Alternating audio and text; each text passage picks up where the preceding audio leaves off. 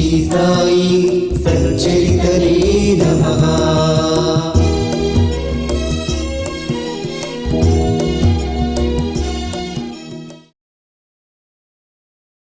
Shri Sai Satcharitra ఓవి to ఓవి మూల గ్రంథము శ్రవణ పారాయణ 18వ అధ్యాయం. శ్రీ గణేశాయ నమః. శ్రీ సరస్వత్యై నమః. శ్రీ గురుభ్యో నమః. శ్రీ కులదేవతాయై నమః. శ్రీ సీతారామచంద్రాభ్యాం నమః. శ్రీ సద్గురు సాయినాథాయ నమః. పరమ సత్యము నిత్యము అయిన సద్గురువు దేవా, మీకు జయము జయము. మీరు భక్తులకు ఈ జగత్తు మిథ్యా అన్న అనుభవాన్ని కలిగిస్తారు. మాయను మీ నియంత్రణ యందు ఉంచే దేవా, మీకు జయము జయము. జయ జయ అనాద్యనంత, జయ జయ ద్వంద్వాతీత, జయ జయ నిర్వికార. ఆత్మస్వరూపాన్ని బోధించేది మీరొక్కరే. స్నానం చేయాలని సాగరంలో మునిగిన సైంధవ ప్రతిమ మరలా బయటకు రాగలదా? ఇది ఎన్నటికీ సాధ్యం కాదు. మీ వద్ద కూడా అట్లే. ఏ బ్రహ్మను గూర్చి వేద శృతులు అహర్నిశలు చర్చిస్తాయో ఆ బ్రహ్మను మీరు భక్తులకు అప్రయాసంగా వ్రేలితో చూపిస్తారు. భాగ్యవశాత్తు మీ ఆశ్రయంలోకి వచ్చిన వారెవరికైనా మనది పరులది అన్న సంకుచిత భావం ఉండదు. గత అధ్యాయంలో నోట్ల కట్టలో చుట్టి ఉన్న బ్రహ్మను ఆవిష్కరింపచేసి బ్రహ్మను కోరుకునే వారికి లోభం ప్రతిబంధకమని తెలిపిన పావన కథను వర్ణించడమైనది. ఇప్పుడు బాబా నన్ను అనుగ్రహించిన కథను శ్రోతలు శ్రద్ధగా శ్రవణం చేస్తే బాబా మార్గదర్శకత్వం మీకు అనుభవమవుతుంది. ఈ మధుర వృత్తాంతాన్ని ఉన్నది ఉన్నట్లు చెబుతాను. శ్రోతలు తమ శ్రేయస్సు కొరకు స్వస్థ చిత్తంతో వినండి. శ్రోతలు శ్రద్ధగా ఉంటే వక్తకు ఉత్సాహం, అలా ఉభయులకు హృదయంలో ప్రేమ పొంగి ఆనందం కలుగుతుంది. సాయిబాబా ఏమాత్రమైన భేదభావం లేకుండా భక్తుల అర్హతను బట్టి వారికి సరైన మార్గాన్ని బోధించేవారు. గురువు బోధించిన ఉపదేశాన్ని ఇతరులకు తెలియజేస్తే గురువు వాణి విఫలమవుతుందని అనేకులు అంటుంటారు. కానీ ఇది వట్టి కల్పన మాత్రమే, అర్థం లేని వ్యర్థ ప్రేలాపనే. గురువులు ప్రత్యక్షంగానే కాక స్వప్నంలో ఉపదేశించిన విషయాన్ని కూడా అందరికీ తెలియచేస్తారు. దీనికి నిదర్శనం లేదనుకుంటారేమో. బుధ కౌశిక ఋషి ప్రమాణం. అతడు తన స్వప్నంలో బోధించిన రామరక్ష దీక్షా మంత్రాన్ని అందరికీ చెప్పేశాడు. గురువు వర్షాకాలంలోని మేఘం. వారు ఆనందమనే జలాన్ని ఉత్సాహంగా వర్షింపచేస్తారు. దానిని సేకరించుకుని దాచుకోవటానికి కాదు, యథేచ్ఛగా తాము సేవించి ఇతరులకు కూడా పంచిపెట్టాలి. తల్లి బిడ్డల ఆరోగ్యం కోసం వారి చిబుకాలను పట్టుకుని మాయమాటలను చెప్పి వారికి మందు త్రాగిస్తుంది. బాబా కౌశలం కూడా అంతే. వారి మార్గం రహస్యంగా ఉండేది కాదు. వారు ఏ విధంగా అకస్మాత్తుగా భక్తుల కోరికలను తీర్చేవారో శ్రద్ధగా వినండి. సద్గురువు యొక్క సాంగత్యం ధన్యం. దాని మహిమను ఎవరు వర్ణించగలరు? సద్గురువు యొక్క ఒక్కొక్క వచనాన్ని స్మరించుకుంటే స్ఫూర్తి పొంగుతుంది. భక్తిగా భగవంతుని ఆరాధన, గురు పూజ, గురు సేవ చేస్తే గురువు యొక్క ఆశ్రయం లభిస్తుంది. ఇతర సాధనాలన్నీ వ్యర్థం. మనసులోని విక్షేపం మరియు ఆవరణల కారణంగా భవాన్ని దాటే మార్గం అయోమయంగా, అస్పష్టంగా ఉంటుంది. దానిని నిర్విఘ్నంగా దాటటానికి గురువు యొక్క వచనాలు దీపకిరణాల వలె మార్గాన్ని సూచిస్తాయి. గురువే ఈశ్వరుడు, బ్రహ్మ, విష్ణు, మహేశ్వరుడు. వాస్తవానికి గురువే పరమేశ్వరుడు. గురువే పరాత్పర పరబ్రహ్మ. గురువు జనని, గురువు జనకుడు.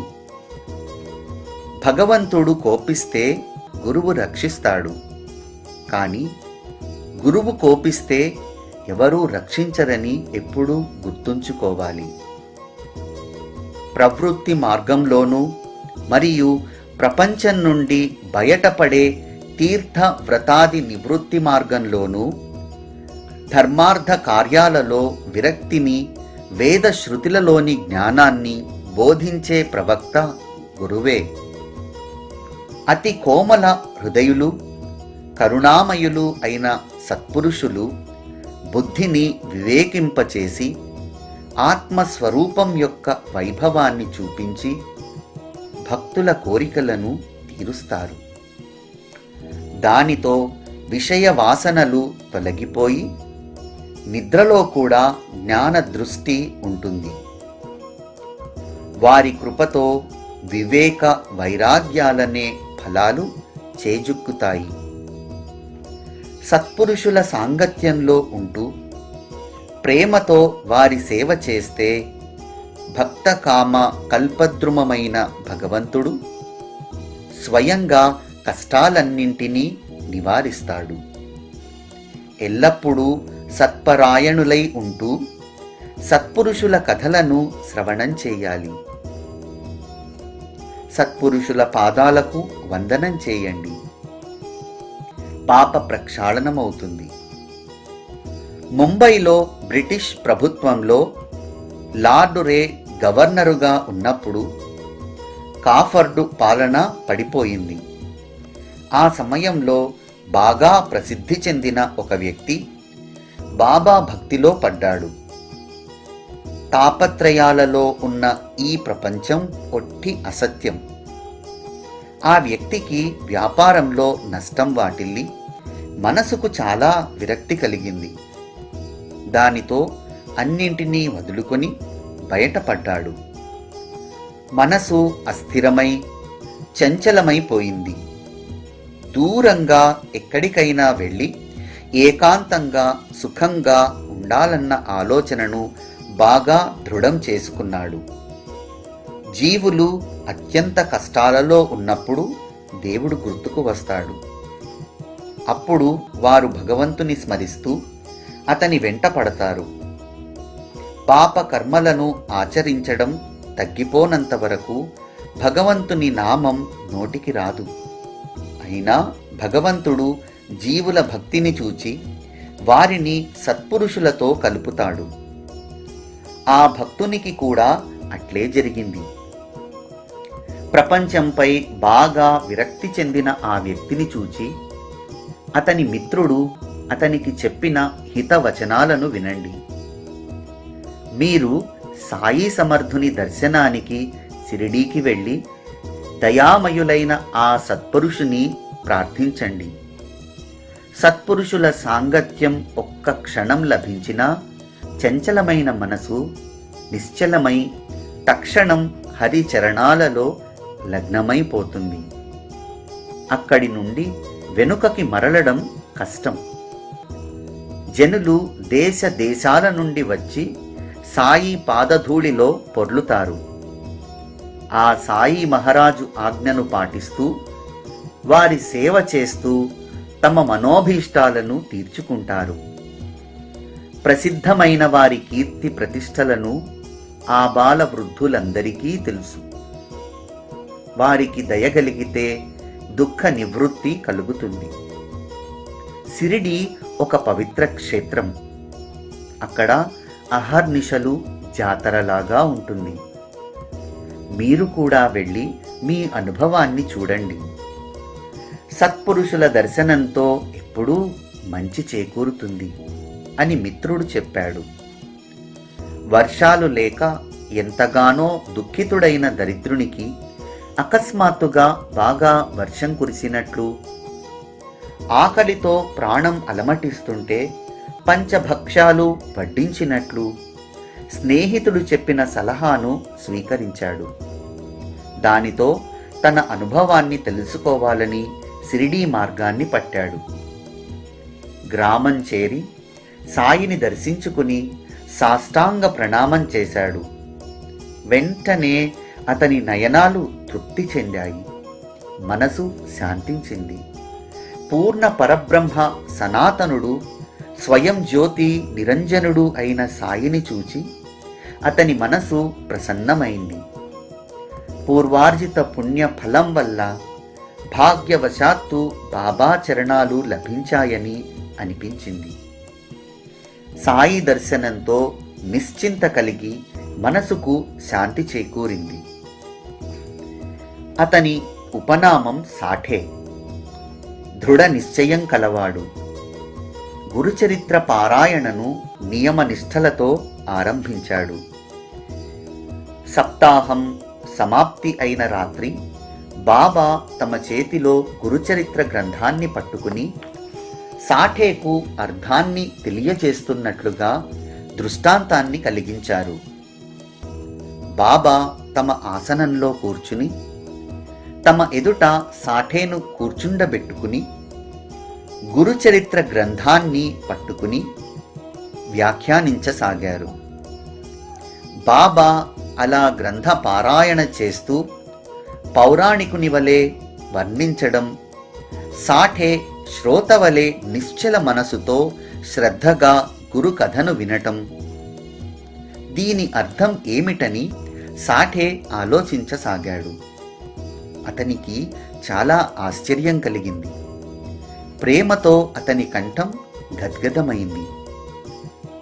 అజ్ఞానాంధకారమనే తలగడను తలకింద వేసుకుని వాసనలనే పడకపై గుర్రు పెట్టే వారిని దయామయులైన సాయినాథులు మేల్కొలుపుతారు. సమయానికి నా వెన్ను తట్టి గురుచరిత్రయనే అమృతాన్ని నాచే త్రాగించారు కదా కృపాళు అని తనకు కలిగిన దృష్టాంతంతో సాఠే వెంటనే మేల్కొన్నాడు. జరిగిన ఆ వృత్తాంతాన్నంతా కాకాసాహెబ్ దీక్షితుకు తెలియచేశాడు. దీని అర్థం నాకు బోధపడలేదు, అది సమర్థులకే తెలియాలి. బాబా మనసులో ఏమున్నదో తెలియదు. కాకా, వారిని అడగండి, నేను మరలా పారాయణ చేయాలా లేక సమాప్తి అయిందా అని మీరు వారి ఉద్దేశాన్ని తెలుసుకోండి, అప్పుడే నాకు మనశ్శాంతి అని చెప్పాడు. తగిన సమయం చూచి కాకా బాబాకు సాఠే స్వప్నాన్ని తెలిపి, బాబా, ఈ దృష్టాంతంతో కాకాకు ఏమి తెలియజేశారు? సప్తాహం ఇంతటితో సమాప్తి చేయాలా లేక మరల ఆరంభించాలా? దృష్టాంతం యొక్క అర్థాన్ని మీరు స్వయంగా వివరించి అతనికి మార్గాన్ని చూపించండి. సాఠే గొప్ప భక్తి భావమున్నవాడు. అతనిపై దయచూపి అతని కష్టాన్ని తొలగించండి. ఇదే మీ చరణాలకు నా విన్నపం అని చెప్పాడు. అప్పుడు బాబా మరొకసారి పారాయణ జరగని అని ఆజ్ఞాపించి, గురువు యొక్క ఈ గ్రంథాన్ని పఠిస్తే భక్తులు పవిత్రులవుతారు. ఈ గ్రంథాన్ని పారాయణ చేస్తే శుభం కలుగుతుంది. పరమేశ్వరుడు ప్రసన్నుడవుతాడు. భవబంధనాలు విడిపోతాయి అని చెప్పారు. వారు ఈ విషయాన్ని చెప్పుతున్నప్పుడు నేను బాబా పాదాలు పట్టుతున్నాను. నా మనసులో ఆశ్చర్యం కలిగి అనేక ఆలోచనలు రేచాయి. ఇదేమిటి బాబా, సాఠేకు శ్రమ లేకుండానే ఫలితమా? 7 రోజులలోనే అతనికి ఫలితం లభించింది. నాది అనేక సంవత్సరాలది వ్యర్థమైపోయింది. 7 రోజులలో గురుచరిత్రను ఒక్కసారే పారాయణ చేశాడు. నేను 40 సంవత్సరాలుగా పారాయణ చేస్తున్నానే, ఆ విషయాన్ని అసలు ఆలోచించనే లేదా?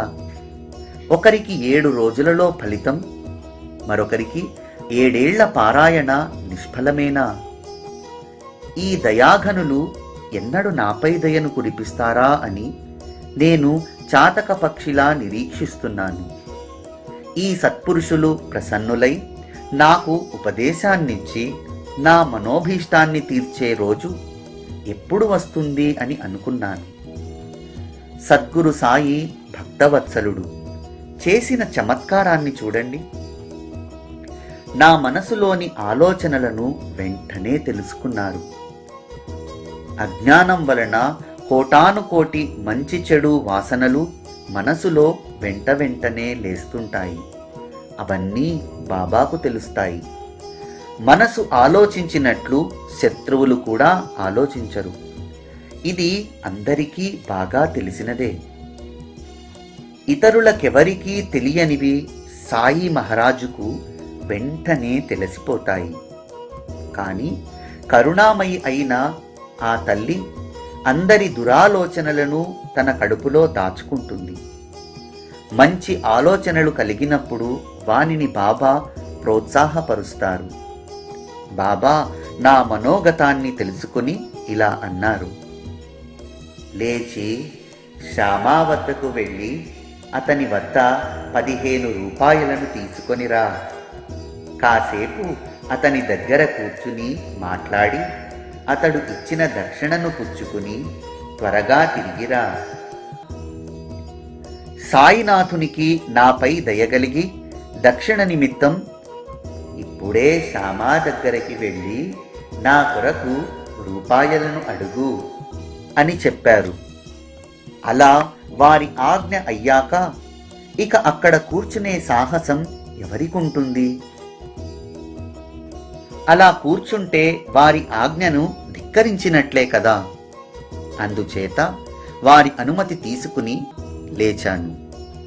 వెంటనే బయలుదేరాను. మాధవరావు అప్పుడే స్నానం చేసి బయటకు వచ్చాడు. ఉతికిన పంచెను చుట్టుకుని కుచ్చిళ్లను సరిచేసుకుంటూ నోటితో నామస్మరణ చేస్తున్నారు. మీరు మసీదు నుండి వచ్చినట్లుంది. మధ్యలో ఎలా వచ్చారు? ఏదో కలవరపడుతున్నట్లున్నారే. ఇవాళ ఒక్కరే వచ్చారేమిటి? రండి, కూర్చోండి. నేనిప్పుడే స్నానం చేసి పంచె కట్టుకుంటూ వస్తున్నాను. వెళ్ళి దేవుళ్లకు అభిషేకం చేసి వెంటనే వచ్చేస్తాను. మీరు తాంబూలం వేసుకునేలోగా నేను పూజావిధి ముగించుకుని వస్తాను. మనం తాపీగా ముచ్చటించుకోవచ్చు అని చెప్పి మాధవరావు ఇంట్లోకి వెళ్ళాడు. అక్కడే కిటికీ పైన ఏకనాథ భాగవత గ్రంథం ఉంది. నేను దానిని చేతికి అందుకున్నాను. ఊరికే విప్పేసరికి సరిగ్గా నేను ఉదయం చదువుతూ మధ్యలోనే ఆపేసిన భాగం వచ్చింది. నాకు అత్యంత ఆశ్చర్యం కలిగింది. ఉదయం నేను చదవని భాగాన్ని బాబా ఇక్కడ పూర్తి చేయించి నియమాన్ని పాటింపజేశారు. నియమిత భాగాన్ని పూర్తిగా చదవకుండా మధ్యలో మానేసి ఆ స్థానం నుండి వెళ్ళకూడదు. ఇది నియమంగా చదవడం అంటే. ఇప్పుడు చిన్న ఉపకథ గుర్తుకు వచ్చింది. దీనిని వదిలిపెట్టకూడదు. ఏకనాథ భాగవతానికి సంబంధించిన ఈ కథను శ్రోతలు శ్రద్ధగా వినండి. గురుభక్తి రసంతో నిండిన ఈ ఏకనాథ భాగవతాన్ని సాయి కృపకు పాత్రుడైన సీతారాం దీక్షితు నిత్యం పఠించేవాడు. జగత్తును ఉద్ధరించే నిమిత్తం నారాయణుడు బ్రహ్మ అనే భూమిలో భక్తి బీజాన్ని నాటగా అది నారదుడనే పొలంలో పంటకు వచ్చింది. ఆ పొలం యొక్క 10 లక్షణాలు గల పంటను వ్యాస మహర్షి సంగ్రహపరిచాడు. సుఖమహర్షి పరీక్షిత్తు అనే కళ్ళెంలో గింజలను వేరుపరచగా శ్రీధరస్వామి తూర్పార పట్టాడు. ఆ పంటను జనార్దన స్వామి కొలువగా ఏకనాథ్ మహారాజు రసవత్తరమైన భోజనాన్ని పుష్కలంగా తయారు చేశారు. భాగవతంలోని ఏకాదశ స్కందం భక్తి ప్రేమ ఆనందాలకు గని. 32 అధ్యాయాలలో ఉన్న బృందావనం వంటి ఈ గ్రంథాన్ని దీక్షితు నిత్యం చదివేవాడు. రోజు పగలు దానిని వ్యాఖ్యానించేవాడు. రాత్రిపూట భావార్థ రామాయణాన్ని చదివేవాడు. ఈ గ్రంథం కూడా గురువు ఆజ్ఞగా దీక్షితునకు ప్రామాణికమైంది. భక్తి రసామృతానికి సారము, జ్ఞానేశ్వరికి 2వ అవతారము ఈ భాగవత గ్రంథం. మహారాష్ట్రకు ఏకనాథుడు చేసిన మహోపకారం. దీక్షితు ప్రాతకాల స్నానం చేసి నిత్యం నియమంగా సాయిబాబా పూజ, ఇతర దేవీ దేవతార్చనలయ్యాక నైవేద్యం నీరాజనాలు చేసి తరువాత నివేదించిన పాలు ఫలహారాన్ని శ్రోతలతో పాటు తీసుకుని నిత్య క్రమానుసారం గ్రంథాన్ని శ్రద్ధగా చదివేవాడు. భగవత్ పరాయణుడైన తుకారాం భండారా అను కొండపై ఏకాంతంగా దీనిని సహస్ర పారాయణలు చేశాడు. దానిలోని మాధుర్యాన్ని ఎవరు వర్ణించగలరు? మహాప్రాసాదికమైన ఈ దివ్య గ్రంథాన్ని నిష్ఠాపరుడైన దీక్షితు జీవుల ఉద్ధరణకై పఠించాలని సాయి సమర్థులు ఆజ్ఞాపించారు. భగవంతుని కోసం అరణ్యాలకు వెళ్ళవలసిన పని లేదు. ఏకాదశ స్కంధంలోని ఉద్ధవ గీతలో భగవంతుడు ప్రకటమవుతాడు. శ్రద్ధతో పారాయణ చేస్తే భగవత్ ప్రాప్తి నిశ్చయం. భారతంలోని కృష్ణార్జునుల సంవాదం కంటే ఇందులోని కృష్ణోద్ధవుల సంభాషణ రసపూరితం. శ్రీకృష్ణుని ఉపదేశాలను ఏకనాథుడు ప్రేమపూరితంగా చెప్పాడు. ఇటువంటి ప్రాసాదిక గ్రంథాన్ని మరియు జ్ఞానదేవుని భావార్థ దీపికను దయామయులైన సాయి సమర్థులు సిరిడీలో నిత్యం చదివించేవారు. సకారం హరిజోగ్ సాఠేవాడాలో భాగవత గ్రంథాన్ని చదవాలని బాబా ఆజ్ఞ. ఇది భక్తులకు చాలా ఉపయోగకరంగా ఉండేది. భక్తుల శ్రేయస్సు కోసం బాబా వారిపై కరుణతో ఈ గ్రంథాన్ని ప్రతిరోజు వారితో శ్రవణం చేయించేవారు. బాబా యొక్క అనుగ్రహ పద్ధతి అమోఘం. ఒక్కొక్కరికి ఒక్కో విధంగా ఉపదేశించేవారు. భక్తులు దగ్గరలో ఉన్నా, దేశాంతరాలలో ఉన్నా వారి హృదయాలలో సన్నిహితంగా ఉండేవారు. తాము మసీదులోనే కూర్చొని ఉన్నా ఎవరికైనా ఏదైనా పని అప్పచెపితే వారికి తమ శక్తిని ప్రసాదించి ఆ కార్యాన్ని చేయించుకునేవారు. బాపు సాహెబ్ జోగ్కు వాడాలో గ్రంథాన్ని పఠించమని చెప్పారు. దానిని అతడు నిత్యం నియమంగా చదివేవాడు. వినడానికి శ్రోతలు కూడా వచ్చేవారు. మధ్యాహ్న భోజనం తరువాత జోగ్ రోజు బాబా వద్దకు వచ్చి వారి చరణాలకు నమస్కరించి విభూతిని తీసుకుని గ్రంథ పఠనకై వారి ఆజ్ఞను తీసుకునేవాడు. ఒకప్పుడు జ్ఞానేశ్వరిని, మరొకప్పుడు ఏకనాథ భాగవతాన్ని పఠించేవాడు. ఎంతో ఆనందంతో పారాయణ చేసి అర్థాలను విశ్లేషించి బాగా వ్యాఖ్యానించేవాడు. అలా బాబా అతనికి ఆజ్ఞ ఇచ్చిన తరువాత తమ దర్శనానికి వచ్చిన కొందరు భక్తులకు అది శ్రవణం చెయ్యండని వెంటనే పంపించేవారు. ఒక్కోసారి సంక్షిప్తంగా ఒక కథలాగా చెప్పేవారు. వానిని శ్రోతలు తమ చెవులలో నింపుకునేవారు. ఇంతలో బాబా వెంటనే వాడాకు వెళ్ళి గ్రంథశ్రవణం చేయండని చెప్పేవారు. శ్రోతలు భక్తి భావంతో వాడాకు వెళ్ళగా అక్కడ వారికి బాబా చెప్పిన కథే నడుస్తుండేది. అప్పుడు వారికి విషయం బాగా స్పష్టంగా పూర్తిగా అర్థమయ్యేది. జ్ఞానేశ్వరుని జ్ఞానేశ్వరి లేక ఏకనాథుని భాగవతం చదువుతున్నా బాబా చెప్పిన కథలనే వివరిస్తుంటే శ్రోతలకు చాలా విశిష్టంగా అనిపించేది.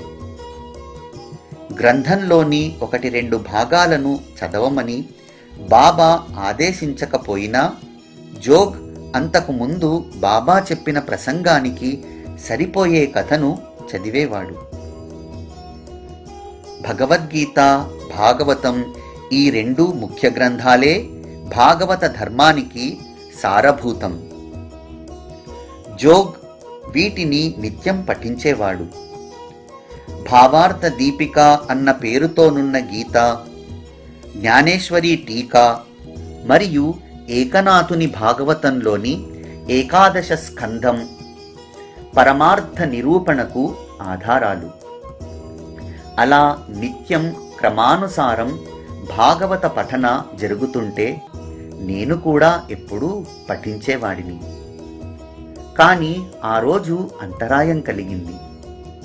ఒక కథను సగం చదివి భక్త సమూహం మసీదుకు బయలుదేరుతుంటే చదువుతూ ఉన్న ఆ గ్రంథాన్ని అక్కడ పెట్టి నేను కూడా అక్కడికి వారితో పరిగెత్తాను. నాకు బాబా వచనాలను వినాలన్న కోరిక కానీ బాబా సంకల్పం వేరే. భాగవత పఠనాన్ని వదిలి ఇతర కష్టాలు పడడం వారికి సమ్మతం కాదు. అందువలన నేను ఆ రోజు చదవవలసిన భాగాన్ని బాబా నాచే చదివించారేమో అనిపిస్తుంది. వారి లీలను తలుచుకుంటే ప్రేమ ఉప్పొంగుతుంది.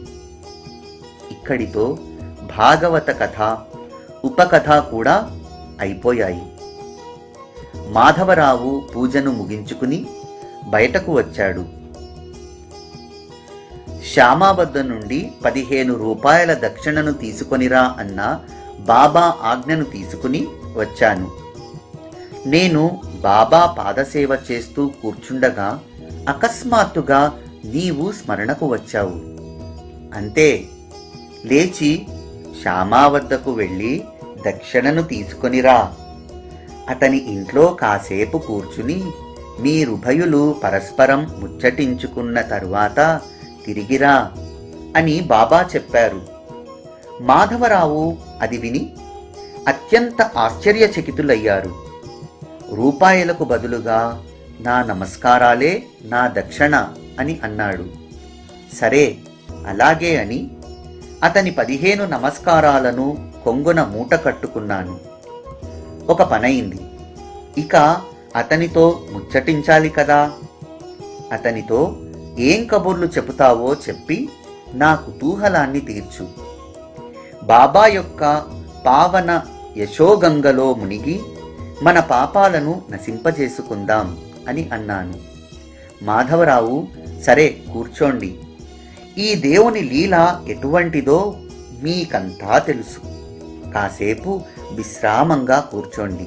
ఇదిగో ఈ ఆకులు కాచు పుచ్చుకోండి. వక్కలు సున్నం డబ్బాలో ఉన్నాయి.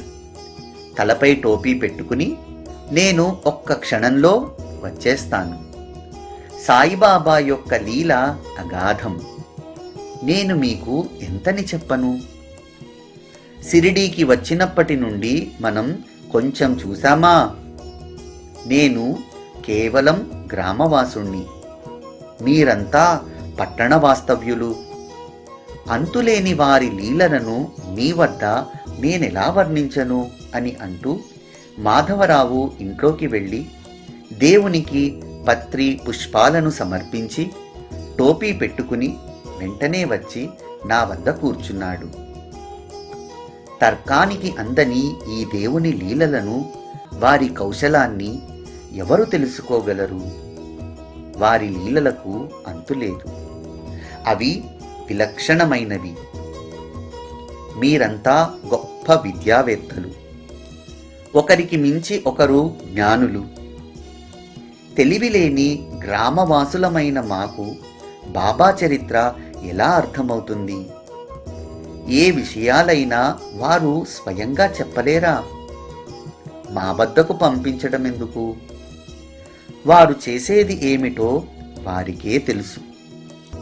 వారి ప్రవర్తన మానవుల వంటిది కాదు. ఇప్పుడు ఒక మంచి విషయం గుర్తుకు వచ్చింది. ఆ విషయాన్ని చెప్పి సమయాన్ని సద్వినియోగం చేసుకుంటాను. ఇక్కడ ప్రత్యక్షంగా మా కళ్ళెదుట జరిగిన వృత్తాంతాన్ని చెబుతాను. ఎవరి మనసులో ఎటువంటి సంకల్పం ఉంటే దానిననుసరించి బాబా అలాగే సఫలీకృతం చేసేవారు. అప్పుడప్పుడు బాబా మనుషుల అంతు చూస్తారు. భక్తి ప్రేమలను బాగా పరీక్షించిన తరువాత ఉపదేశాలను ఇచ్చేవారు అని చెప్పుతుండగా, ఉపదేశం అన్న మాట చెవులలో పడగానే వెంటనే నా మనసులో విద్యుల్లత మెరసినట్లుగా నాకు సాఠే యొక్క గురుచరిత్ర కథ గుర్తుకు వచ్చింది. మసీదులో చెలించిన నా మనసును స్థిరపరచడానికే కదూ బాబా నన్ను శ్యామా వద్దకు పంపడం. బాబా చర్య విలక్షణం. మనసులో లేచిన ఆలోచనలను అణచివేశాను. కథాశ్రవణంలో ఇనుమడించిన కోరికను తీర్చుకుంటాను. బాబా యొక్క లీలలను మాటలను కొంచెం కొంచెం చెబుతుంటే వారి భక్త వాత్సల్యాన్ని గమనించి మనసుకు ఆనందం కలిగింది. అటు తరువాత శ్యామ మరో కథను చెప్పసాగాడు. ఒక దేశ్ముఖ్ స్త్రీ ఉండేది. ఆమెకు సత్పురుషుల దర్శనం చేసుకోవాలని కోరిక. సాయిబాబా కీర్తి విని వారిని దర్శించుకోవాలన్న సంకల్పంతో ఆమె సంగమనేరు జనుల వెంట సిరిడీకి వచ్చింది. ఖాషా దేశ్ముఖ్ యొక్క తల్లి. ఈమె పేరు రాధాబాయి. సాయి చరణాలయందు నిష్ట కలిగి వారి దర్శనం చేసుకుంది. దానితో మార్గంలో కలిగిన అలసట తీరింది. సాయి పాదాలయందు భక్తి కలిగింది. తను వచ్చిన పని గుర్తుకు వచ్చింది. సాయి సమర్థుని గురువుగా చేసుకుంటే వారు తనకు ఉపదేశాన్ని ఇస్తారు. దానితో పరమార్థాన్ని సాధించుకోవచ్చు అని ఆమె మనసులోని కోరిక. ఆమె వయసులో వృద్ధురాలు. బాబాపై అత్యంత భక్తితో ఎలా అయినా వారి వద్ద ఉపదేశాన్ని గ్రహించాలని మనసులో నిర్ధారించుకుంది. బాబా స్వయంగా ఏదైనా మంత్రాన్ని ఉపదేశించి నన్ను అనుగ్రహించేటంత వరకు ఎక్కడికి వెళ్ళను. శ్రీ సాయి సత్పురుషులలో శ్రేష్ఠులు, పవిత్రులు. వారి నోటి నుండే మంత్రాన్ని గ్రహించాలి. మరెక్కడ తీసుకున్నా అది అపవిత్రం. కనుక నన్ను అనుగ్రహించాలి అని ఆమె మనసులో దృఢ నిశ్చయం చేసుకుని అన్నపానాలు మాని సత్యాగ్రహం చేస్తూ కూర్చుంది. ఆమె అసలే వృద్ధురాలు. కడుపులో కాసింతైనా అన్నం లేదు. ఓ గుక్క నీరు కూడా తాగలేదు. ఉపదేశం కోసం దృఢ నిశ్చయంతో ఉంది. అలా ఆమె 3 రోజులు రాత్రింబవళ్ళు ఉపవాసంతో ఉంది. బాబా ఉపదేశాన్నిచ్చే వరకు అలాగే ఉపవాసంలో ఉంటానని గట్టి దీక్షతో ఉంది. మంత్రోపదేశాన్ని తీసుకోకపోతే సిరిడీకి రావడం వ్యర్థం అని తాను బస చేసిన చోట మరణానికి కూడా సిద్ధపడింది. అలా అన్నపానాలు మాని 3 రోజులు తపస్సు చేసి ఆమె అలసి నీరసించిపోయింది. చాలా ఉదాసీనురాలయింది. ఇదేం బాగాలేదు. ఈ వృద్ధురాలు మరణానికి భయపడటం లేదు. ఇప్పుడేం చెయ్యాలి అని నేను ఆలోచించాను. మసీదుకు వెళ్ళి బాబా వద్ద కూర్చున్నాను. బాబా రోజూ వలనే కుశల ప్రశ్నలు వేశారు. శ్యామా, ఇవాళ ఏమిటి సంగతి? అంతా బాగానే ఉంది కదా? ఆ నారాయణుని బుర్ర బాగా పాడయింది. నన్ను చాలా కష్టపెడుతున్నాడు అని అన్నారు. వృద్ధురాలి దీక్ష విషయంలో నేను అసలే బాగా బాధతో ఉన్నాను కనుక బాబాను ఆ సమస్యను ఎలా పరిష్కరించాలి అని అడిగాను. ఇదేం చమత్కారం, ఇదేం గారడి, మీ లీల ఇతరులకు అర్థం కాదు. మీరు ఒక్కో వ్యక్తిని ఊరికి రప్పించి వారి విషయం మమ్మల్ని అడుగుతారు. ఆ వృద్ధురాలు దేశముఖిని ఆహారం మానేసి 3 రోజులు మీ కారణంగా ఉపవాసం ఉంది. ఆమె పరమ మొండిది. మీ చరణాలయందు ఆమెకు చాలా నిష్ఠ. ఆమెను అసలు చూడనైనా చూడకుండా ఎందుకిలా బాధ పెడుతున్నారు? ఆమె అసలే ఎండిపోయిన కర్రలా ఉంది. పైగా మూఢంగా పట్టుదలతో ఉంది. ఆహారం లేక ప్రాణం పోగొట్టుకునేలా ఉంది. సాయిబాబా దర్శనానికి వృద్ధురాలు ఉపదేశం కోసం వెళ్ళగా వారు ఆమెను కరుణించకుండా మరణానికి అప్పచెప్పారని లోకులు అంటారు. బాబా, ఇలాంటి అపవాదు రాకూడదు. ఆమెకు హితోపదేశం చేసి ఆమెను అనుగ్రహించండి. అపవాదులను ఆపండి.